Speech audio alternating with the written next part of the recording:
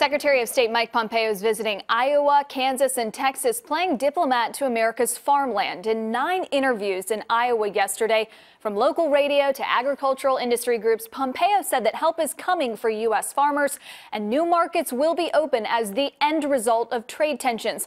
He said he's hopeful for what he called a really good outcome in the next few weeks.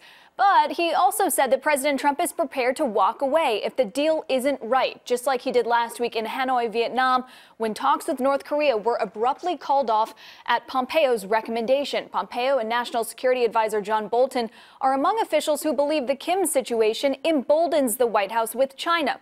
Other senior administration officials suggest President Trump needs a win and wants to get one on trade. What is clear, though, is that Beijing's economic footing is softening, with officials saying it will be a tough struggle ahead and growth forecasts getting slashed, citing the trade war. But one thing President Xi in China does not have to worry about, guys, that is getting reelected next year. Kayla, was the secretary sent to do this by the president, you think, or did it on his own accord? That's one of the questions, Wilf. There's some speculation that this might indicate future political ambitions of Pompeo's own. Of course, Kansas is one of the states he's visiting.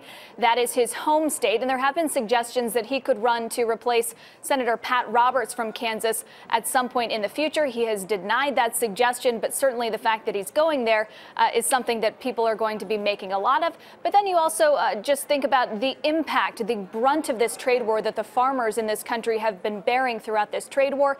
And I think that he is right to go and shore up some support there among an industry group that has been pretty battered for the last several months.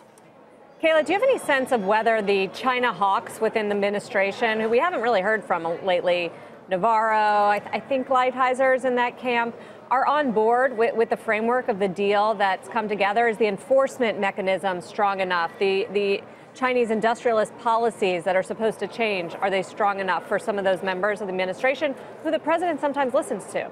Well, it depends on which set of China hawks you're talking about. The China hawks within the administration have become very careful not to disagree publicly with President Trump. The China hawks on Capitol Hill, like Senator Marco Rubio, Senator Tom Cotton, many members of the Republican Party on the Senate side, and some Senate Democrats as well. I mean, we've started to hear them be very critical throughout this process of not getting strict enough concessions from China.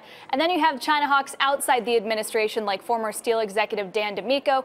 Politico is reporting that DeMico has been in touch with the White House, and he doesn't think that that the president will agree to a quote-unquote soft deal. So we will see where the president himself comes around.